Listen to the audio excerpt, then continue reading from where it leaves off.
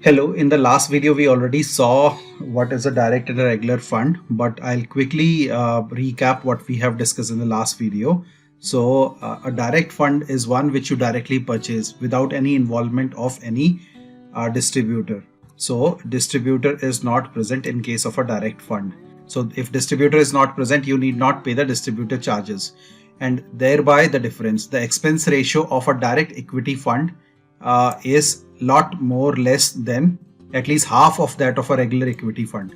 In the regular equity fund, the distributor charges are also involved, and please note that these distributor charges are yearly. It's not one time, it's yearly distributor charges. So thereby it is advisable that you switch. If in case you are having a regular, switch to direct, or if you are purchasing a new one, go for a direct equity fund. Okay. You can quickly see the expense ratio. If you browse through Google, you will be able to find the expense ratio. For example, here it is 2.3 for a regular, and for the same fund, if it is a direct fund, it is 0.5. So it is like 1.8% difference, which is a huge difference. If you are counting for a period of like a 10 years, it's a huge difference. So let's see one example here. Initial investment being 1 lakh rupees in both regular and direct funds, and we have assumed that the expense ratio is 0.5 and 2.5 respectively, and the fund performance, because the fund is the same, the performance of the fund also remains same, which is 14% in both the cases.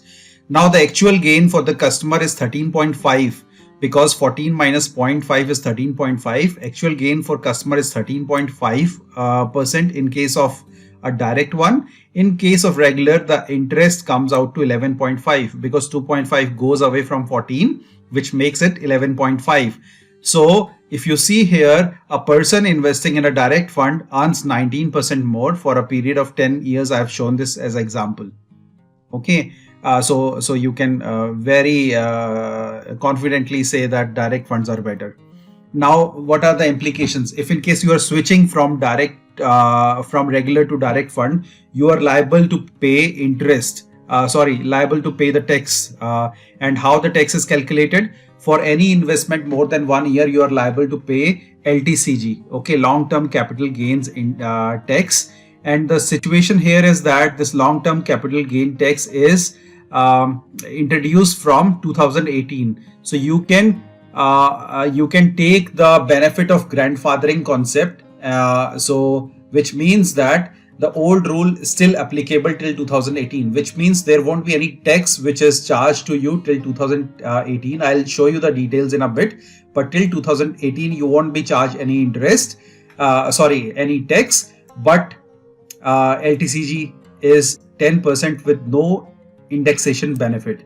So thereby what I propose is that if in case you are transferring 1 lakh worth of benefits, 1 lakh worth of interest every year, you won't be paying this 10%, and it makes a very sensible move to move your funds from a regular to the direct funds. Okay, I'll show you a quick demo how you can switch funds from a regular to direct, and post that I'll give you the calculation for the taxation as well.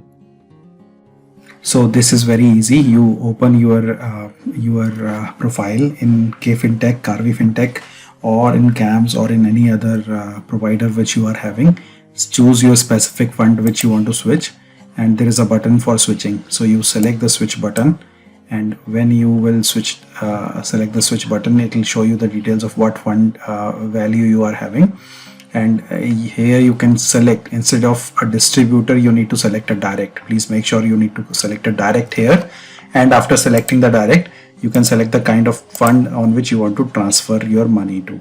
So if I want to select this, and then I can say whether I want to do partial or full, or I want to do only for 1 lakh. So I will put 1 lakh here.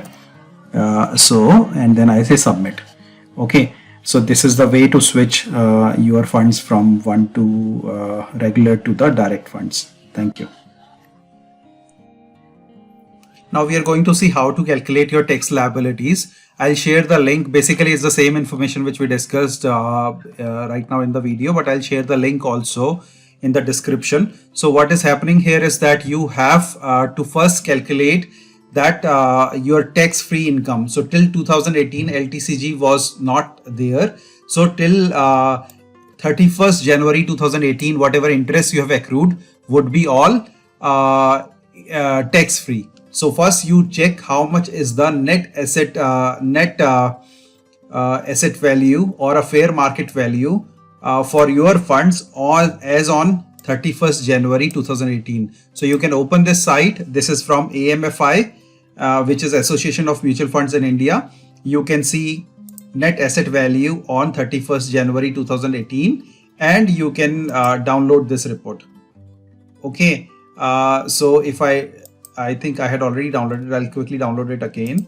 So if you download it, you can find out the net asset value on that specific date. So here it is. So we have different funds listed here and their net asset value as on that specific day also listed here. Okay, so this is the one which you have to consider. So let's see. So for example, let's see, I'll give you an example. Let's say that I have a equity tax saver fund regular plan from Canara Robeco. So I want to switch it to the direct plan, but I want to change the fund also. While switching, one thing to consider is that it only allows switching from one AMC to the same AMC. You cannot switch from one to another. The other thing to say here is that switching is as good as refunding and investing again. Only if you're switching between the same AMC, it makes it a lot easier because the money will not come to your account. It will directly switch. It will directly purchase a new mutual fund for you. So I'll quickly show you how we can see this. I'll go here. I'll search for this Canara Robeco, and I can see here the NAV on that specific day was 60.98, 31st of January 2018. So that's what I have listed here, 60.98, 60.98. Let's say I had purchased this fund at a value of this 26,750 is what I purchased. The value, because I have this many units, the value of at 31st became this into this. So it is basically the multiplication of number of units and the value on the 2018. Okay, that specific date on 2018. So that's the purchase value. Current net asset value, how you calculate? You check the current price, which you can check from AMFI site itself, or you can check from Economic Times or any other site, and you will be able to find what is the current value. Now, what is the taxable income? Taxable income is basically this minus this.